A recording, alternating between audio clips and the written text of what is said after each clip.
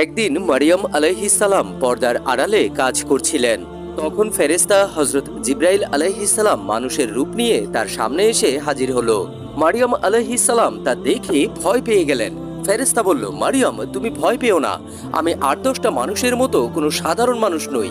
আল্লাহ আমাকে পাঠিয়েছে পবিত্র সন্তান তোমাকে দান করার জন্য। মারিয়াম আলাইহিস সালাম বললেন, আমার কিভাবে সন্তান হবে? আমি তো কুমারী নারী। ফেরেশতা বলল, এটা একমাত্র আল্লাহর পক্ষে সম্ভব। ফেরেশতা তখন মারিয়াম আলাইহিস সালামের পেটে ফু দিলেন, আর তিনি তখন থেকেই গর্ভবতী হয়ে গেলেন। বাচ্চা জন্ম হওয়ার পর যখন তিনি কোলে নিয়ে ঘুরছিলেন, তখন এলাকার মানুষ তাকে জিজ্ঞাসা করলো, মারিয়াম, তুমি বাচ্চা পেলে কোথায়? তোমার তো বিয়ে হয়নি। এমন নানান কথাবার্তা এলাকার মানুষগুলো বলতে লাগলো।